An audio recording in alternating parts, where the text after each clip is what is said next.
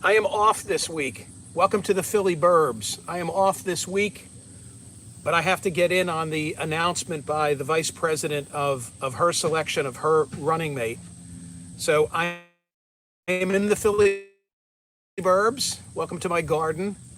I thought for sure that we would be talking about the selection of another lifelong resident of the Philly Burbs in terms of being the vice president's running mate. It seemed like a no-brainer, right? Everybody agrees on the importance of Pennsylvania. So here you've got a sitting governor with an approval rating of 60+%. He's telegenic. He wants it. So why isn't it him? And every time in the last couple of days, there were negatives, quote, negatives raised about him. I thought they were all attributes. You had this movement from the far left in the last couple of days saying he's insufficiently progressive. And I thought, yeah. And by the way, I should make something clear up front. I'm not rooting for Josh Shapiro, not rooting for Tim Walz, not rooting for Vice President Kamala Harris. I'm just analyzing what I see going on here. Every time I heard some negativity raised in the last couple of days about Josh Shapiro, I said that's a positive. Like, oh, some of the unions are a little hesitant because he was for vouchers. That's a good thing because she needs to do something to offset the perception of her being a San Francisco progressive. And by the way, the American Federation of Teachers nonetheless endorsed Josh Shapiro. So I thought that was a good thing for Shapiro. What else? They said, well, he towed a particularly harsh line relative to the pro-Palestinian protesters on campuses, including Columbia and Penn. So I went back and I watched what he actually said. I agreed with everything that he said. What he was saying is that you need to be respectful of First Amendment rights. He said that he himself was critical of Prime Minister Netanyahu. He thought that Netanyahu had been a terrible leader for Israel and that he, Josh Shapiro, was for a two-state solution. It's like check, check, and check. And then he spoke in support of maintaining some campus order so that students who weren't involved in the protests could get to class. Is that a problem? I don't think that's a problem.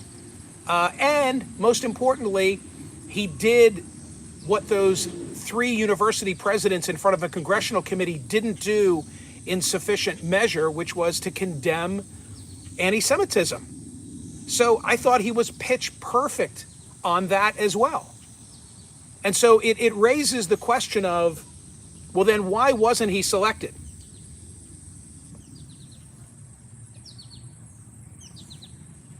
There's no better place to have a cigar than in the garden. It's just perfect. So back to Josh Shapiro and Tim Walz. And by the way, I have nothing negative to say about Governor Tim Walz.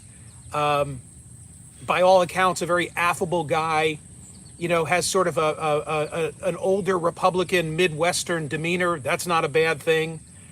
His record, we're going to learn soon, I think, is going to be characterized as being very far to the left. But why wasn't Shapiro selected?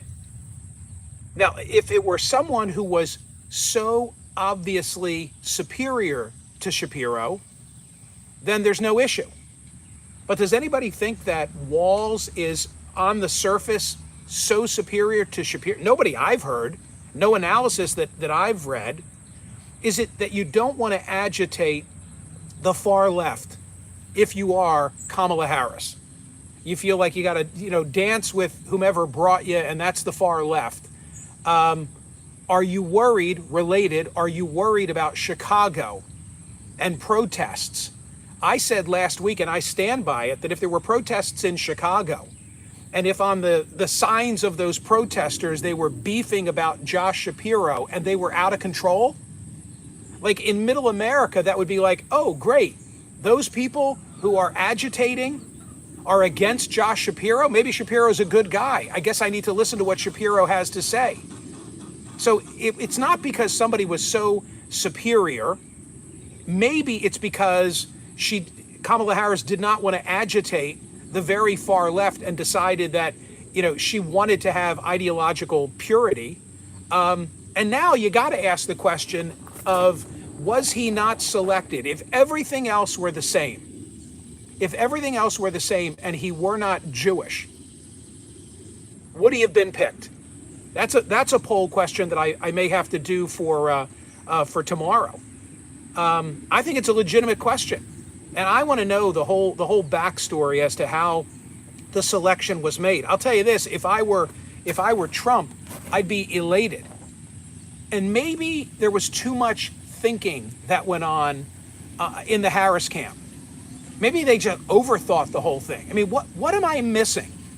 Pennsylvania is the most. Just stop for a minute and think about this.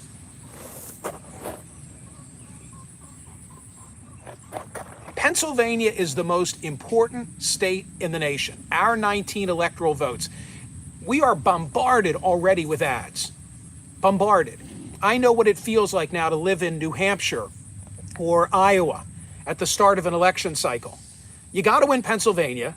So here, I bring to you a statewide elected, 3 times for Josh? Attorney General, Governor, and 61% approval rating, trounced his Republican opponent when he ran, although Mastriano was a terrible candidate. But you've got an attractive, great debating, good on his feet individual, and I think gives you something to actually win Pennsylvania. And you don't take him? Why don't you take him? What's the answer to that question? Nothing that I can see.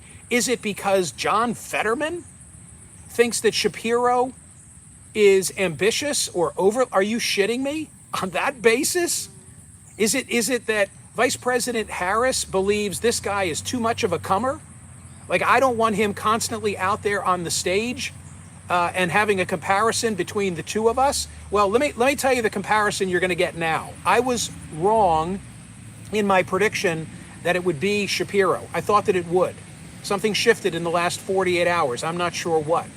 But I'll now make an additional prediction. Here's the new prediction that I'm going to make.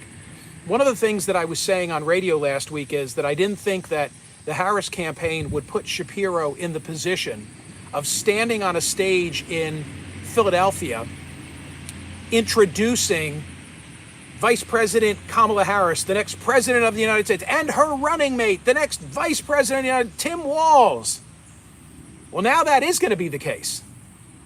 So the prediction is, I think that you get an unbelievable speech. I think it brings out the best of Shapiro tonight when that event takes place, and that he, maybe deliberately, he delivers the speech of a lifetime in support of Harris and Walz, but in a way that causes people to say, oh my God, like, why didn't you take that guy? And it really puts it on Walz, because the attributes of Walz that I'm hearing is that, he projects decency. Former school teacher and football coach, and, by all accounts, a very affable guy. But not that he's a superstar. Nobody says Walz reminds me of Obama when he speaks. So Shapiro on that stage tonight, I think, is going to turn in the performance of a lifetime. And by the way, maybe in the long term, it's better for Shapiro not to be Harris's running mate, win or lose. Because now, given what's transpired, there's going to be a lot of soul searching on the part of Democrats. And if she does,